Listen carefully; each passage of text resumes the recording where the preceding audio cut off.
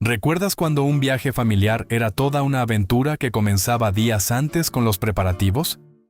Aquellos viajes por carretera no eran solo un traslado de un punto a otro. En 1970, México tenía apenas unas cuantas autopistas de cuota y cientos de carreteras federales que cruzaban pueblos, montañas y desiertos. No existía el GPS ni los teléfonos celulares, solo existían el mapa, el instinto y las ganas de llegar. Hoy vas a descubrir cómo eran los viajes por carretera en México en 1970. Y quédate hasta el final porque el último te hará recordar tu infancia. Preparativos. Nadie se subía al carro sin antes haber pasado por el taller del mecánico de confianza. Tu papá llevaba el vehículo a afinar con don Chucho o don Pepe, ese señor de manos manchadas de grasa que conocía cada tornillo del motor. Afinar el carro significaba revisar las bujías, cambiar el aceite, checar las bandas y mangueras, calibrar las llantas y asegurarse de que el radiador no tuviera fugas. Era un ritual obligatorio porque quedarse varado en medio de la nada era una posibilidad muy real. Los mecánicos de barrio eran verdaderos magos. Con herramientas básicas y mucha experiencia, diagnosticaban problemas solo escuchando el ronroneo del motor. Este carro necesita cambio de platinos, decían, y uno confiaba ciegamente en su palabra. La llanta de refacción se revisaba con cuidado. El gato hidráulico se probaba para asegurarse de que funcionara, y en la cajuela se guardaba una caja de herramientas básica, porque en aquellos tiempos, saber algo de mecánica era casi obligatorio para cualquier conductor. Tu mamá, mientras tanto, comenzaba a planear los lonches del camino, porque parar a comer en cualquier lugar no era opción. La comida se preparaba en casa con amor y con cuidado, envuelta en papel encerado y guardada en bolsas de plástico que todavía olían a nuevo. Carros. Si cerraras los ojos y pensaras en un viaje de 1970, seguramente verías un Volkswagen Sedán, ese mítico bocho que se convirtió en símbolo de toda una época.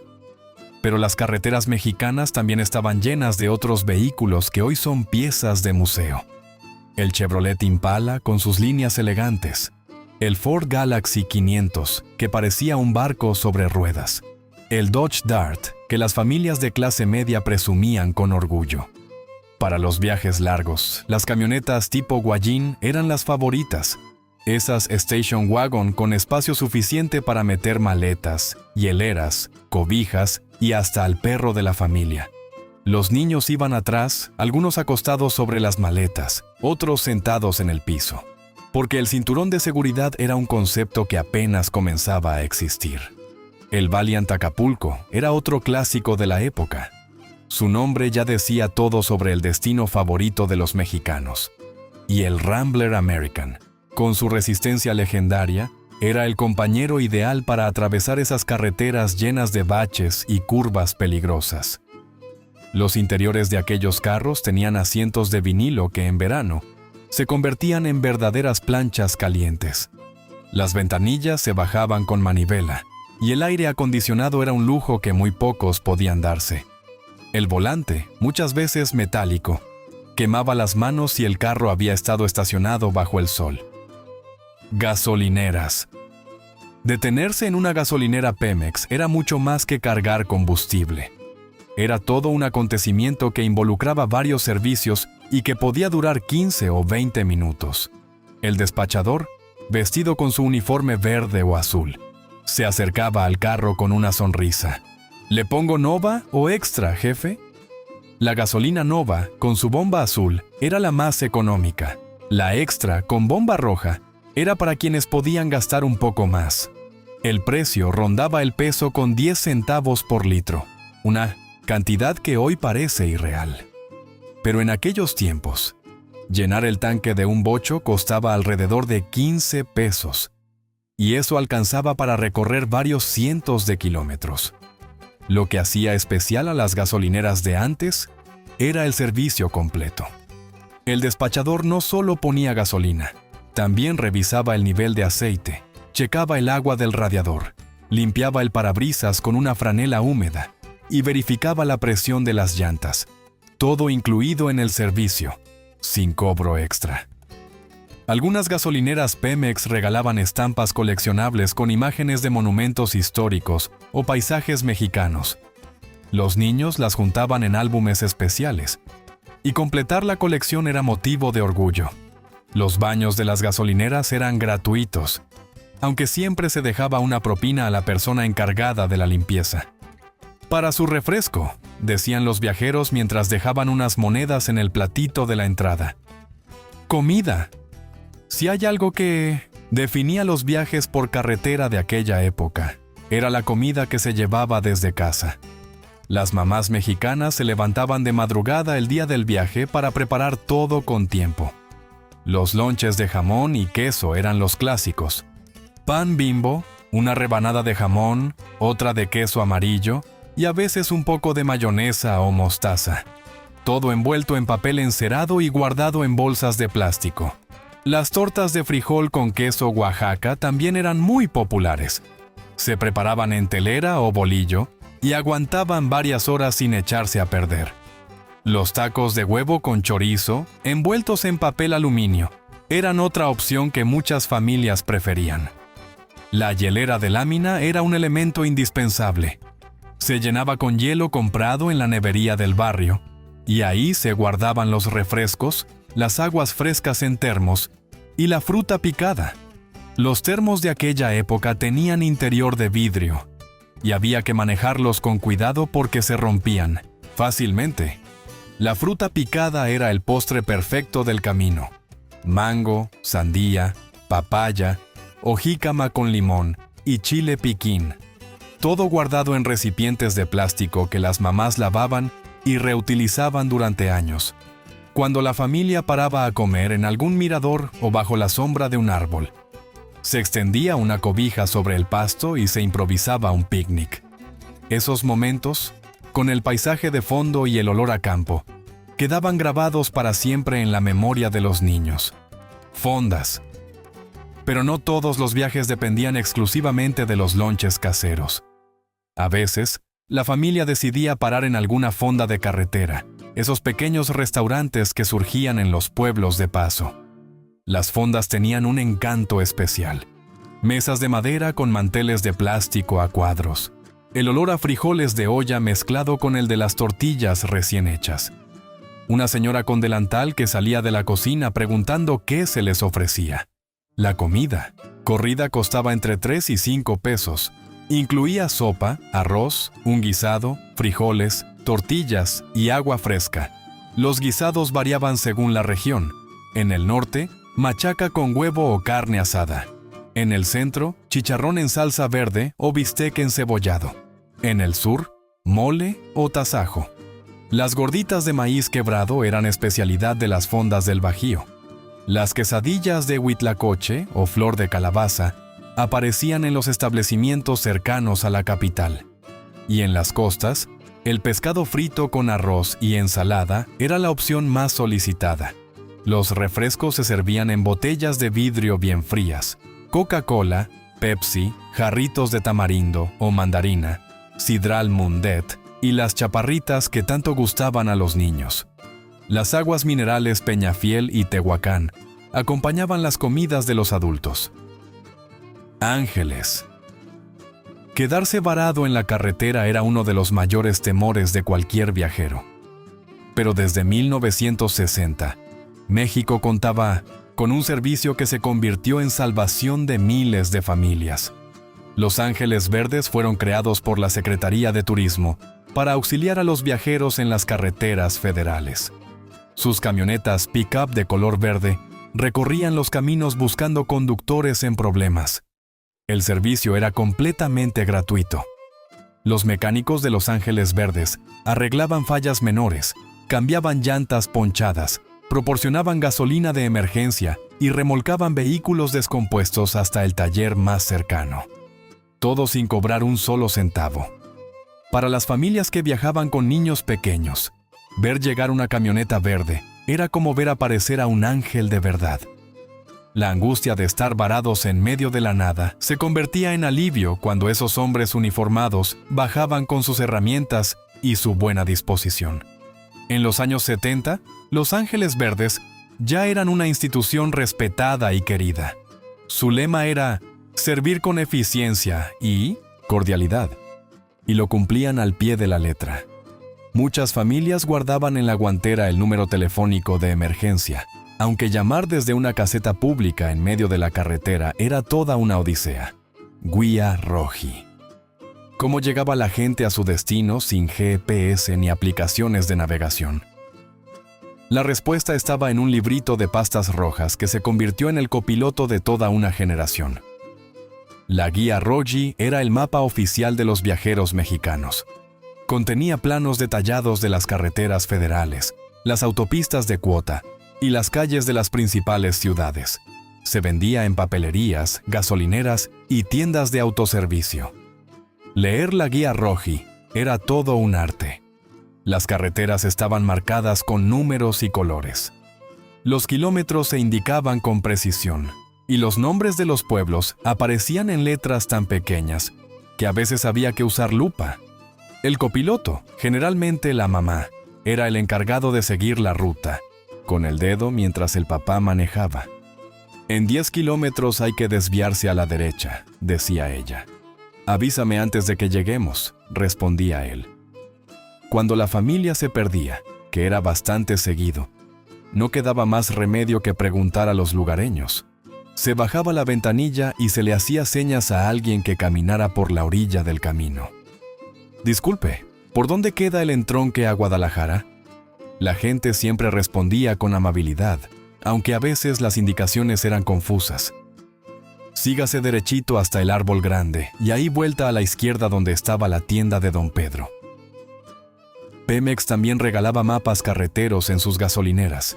Eran mapas grandes, plegables, que mostraban todo el país con sus principales rutas. Muchas familias los guardaban como tesoros y los usaban durante años. Entretenimiento.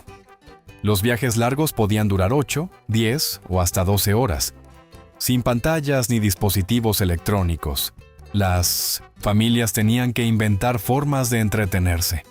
La radio AM era la compañera fiel de todos los viajes. Las estaciones más populares eran la XEW, la XEB y la XEQ, que transmitían música, radionovelas y noticieros. La señal se perdía constantemente al atravesar montañas o zonas alejadas, y el papá movía el dial buscando alguna estación que se escuchara bien. La música de aquellos viajes quedó grabada en la memoria de toda una generación. José Alfredo Jiménez con sus canciones de desamor y cantinas. Javier Solís con esa voz que hacía suspirar a las mamás.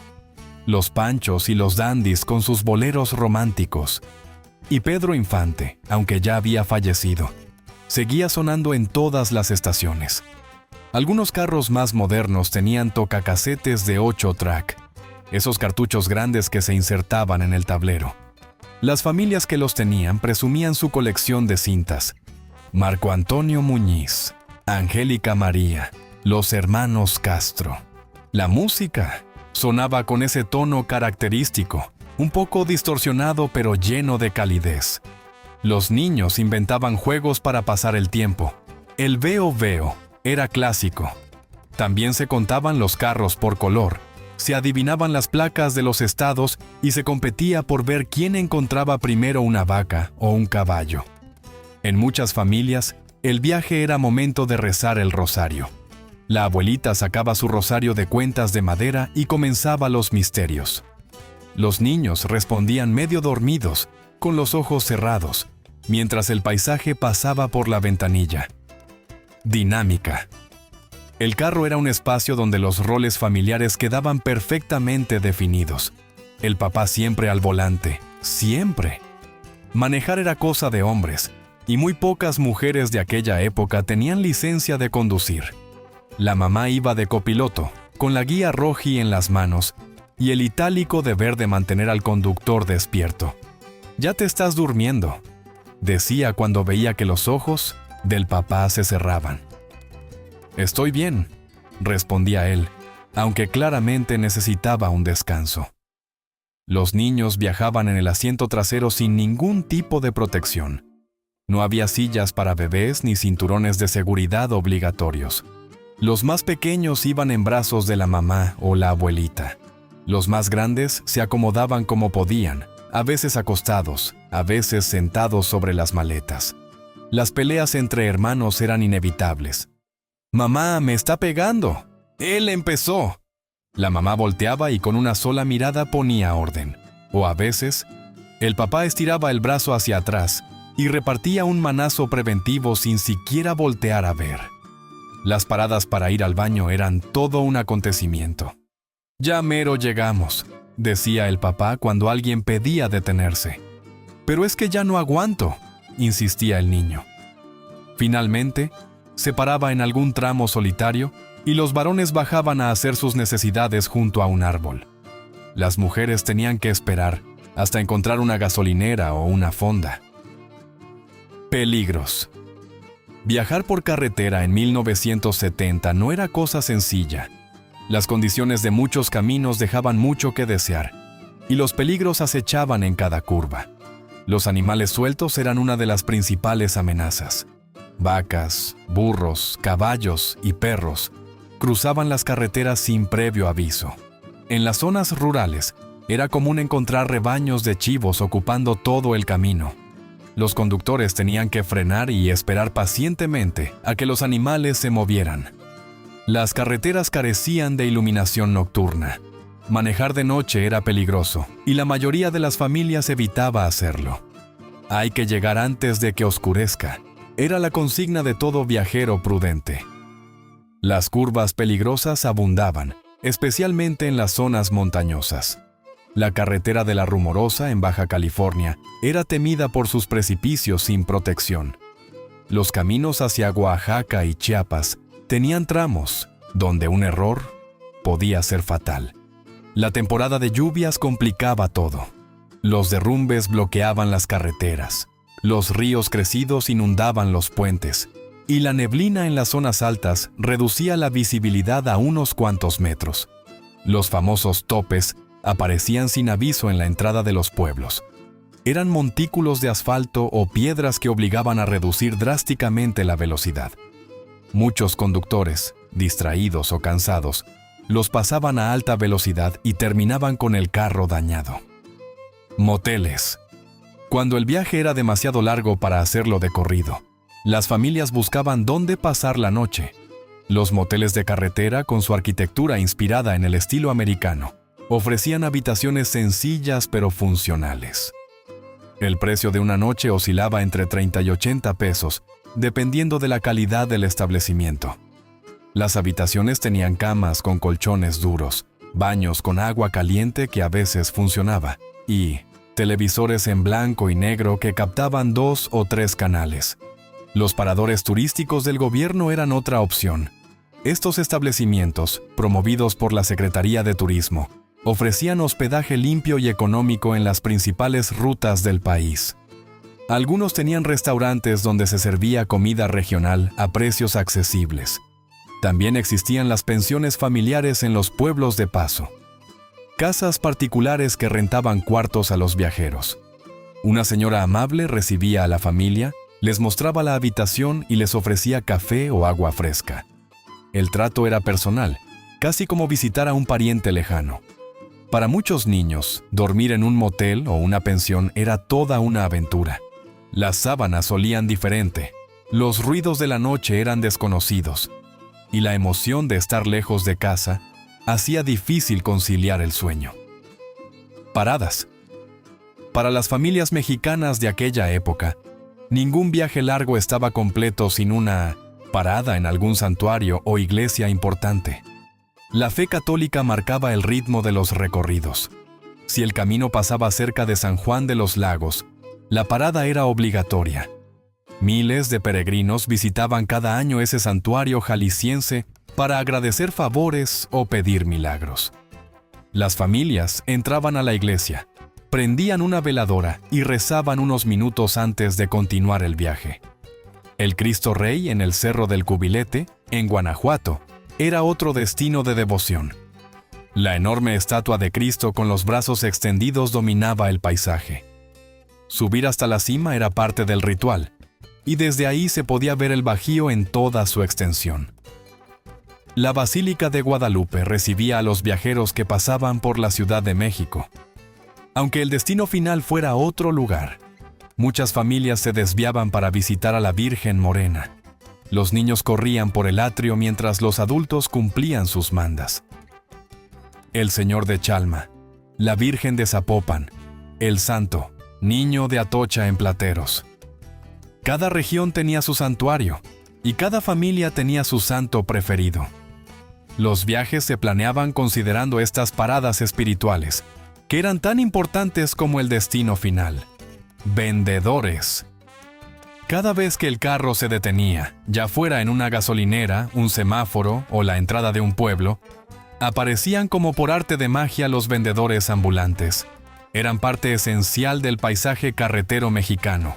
En las zonas tropicales, los vendedores ofrecían cocos fríos, recién cortados con machete. Cocos frescos. El agua de coco se bebía directamente del fruto, y después el vendedor lo partía para comer la carne blanca con limón y chile. Las frutas de temporada se vendían en bolsitas de plástico: mangos, guayabas, tunas, ciruelas. Los niños pedían con los ojos mientras la mamá calculaba si comprar o no. «Ándale, ma, cómprame uno». En las zonas templadas aparecían las gorditas, las quesadillas, los tamales envueltos en hoja de maíz. Los olores se metían por las ventanillas abiertas y despertaban el hambre aunque uno acabara de comer. Las artesanías también se ofrecían en las paradas: figuras de barro, muñequitas de trapo, dulces regionales. Los vendedores mostraban sus productos con orgullo, regateaban con paciencia y agradecían cada compra con una sonrisa. Destinos. ¿A dónde iban las familias mexicanas en 1970? Los destinos variaban según la región y el presupuesto, pero algunos lugares eran indiscutiblemente los más populares. Acapulco era el sueño de toda familia de clase media. El puerto guerrerense vivía su época dorada, con sus playas famosas, sus hoteles de lujo y su vida nocturna. Llegar a Acapulco después de muchas horas de carretera era como alcanzar el paraíso. Veracruz se llenaba durante la Semana Santa. Las familias llegaban de todo el centro del país para disfrutar del malecón, los portales y el carnaval. El calor húmedo, el olor a mar y los sones jarochos creaban una atmósfera inolvidable. Cuernavaca era el escape favorito de los capitalinos. A solo hora y media de la Ciudad de México, ofrecía clima templado todo el año. Las familias iban a pasar el día, a comer en algún restaurante con jardín y a disfrutar del cambio de aires. Guanajuato, San Miguel de Allende, Morelia, Oaxaca. El turismo colonial atraía a quienes buscaban cultura e historia. Las callejuelas empedradas, las iglesias barrocas y los mercados tradicionales ofrecían una experiencia muy diferente a la playa. Elementos. Hay olores, sonidos y texturas de aquellos viajes que quedaron grabados para siempre en la memoria. Son detalles pequeños que, al recordarlos, transportan instantáneamente a esa época. El olor a gasolina nova en las bombas de Pemex, ese aroma penetrante que hoy ya casi no existe porque las gasolinas modernas son diferentes. Los niños lo asociaban con el inicio de la aventura. El olor a plástico caliente del interior del carro cuando había estado estacionado bajo el sol. El vinilo de los asientos que se pegaba a las piernas sudadas. La sensación de quemadura al sentarse sin poner antes una toalla. El sonido del motor del bocho, tan característico que cualquiera lo reconocía a distancia. El ruido de la radio AM con su interferencia constante. Las campanadas de las iglesias pueblerinas cuando el carro atravesaba la plaza principal. El sabor del refresco de vidrio helado después de varias horas de camino. Esa Coca-Cola o ese Jarritos que parecían la bebida más deliciosa del mundo. El primer trago era casi un momento sagrado. La textura del volante metálico bajo las manos del papá. La manivela de la ventanilla que a veces se trababa. Las maletas de cuero y cartón que olían a viejo pero guardaban ropa limpia. Contexto. En 1970, México vivía los últimos años del llamado desarrollo estabilizador. La economía era relativamente estable y el peso mantenía un tipo de cambio fijo de 12 pesos con 50 centavos por dólar. El salario mínimo rondaba los 32 pesos diarios. Con ese dinero, una familia podía comer, pagar renta y ahorrar un poco para el viaje de vacaciones. Viajar por carretera era accesible para la clase media mexicana. Un tanque lleno de gasolina costaba alrededor de 15 o 20 pesos. Una comida corrida en fonda, entre 3 y 5 pesos. Una noche de motel, entre 30 y 80 pesos. Las casetas de cobro eran pocas y baratas, entre 2 y 5 pesos por cada una. Era una época donde el dinero rendía y las familias podían permitirse vacaciones anuales. Los ahorros del año se destinaban a ese viaje especial, ya fuera a la playa, al pueblo de origen de los abuelos, o a conocer algún lugar nuevo. Equipaje. Preparar las maletas era todo un arte que las mamás dominaban a la perfección. Cada cosa tenía su lugar y nada podía faltar. Las maletas de cuero o cartón se llenaban con ropa para toda la familia. Se enrollaba la ropa para que cupiera más. Los zapatos iban en bolsas separadas para no ensuciar lo demás. La hielera de lámina era indispensable. Se llenaba de hielo la noche anterior y ahí se guardaban los refrescos, el agua y los alimentos perecederos. Había que comprar más hielo en el camino porque se derretía con el calor. El termo con agua fresca o café caliente nunca faltaba. Los termos de aquella época tenían ampolleta de vidrio interior y se rompían si se caían. Había que manejarlos con mucho cuidado. Las cobijas y almohadas iban siempre. Los niños las usaban para dormir en el camino, y toda la familia las necesitaba si hacía frío en la noche. La cámara fotográfica, generalmente una Kodak Instamatic, guardaba los recuerdos del viaje. Los rollos de película se compraban con anticipación porque no en 1000% sino todos los pueblos se conseguían.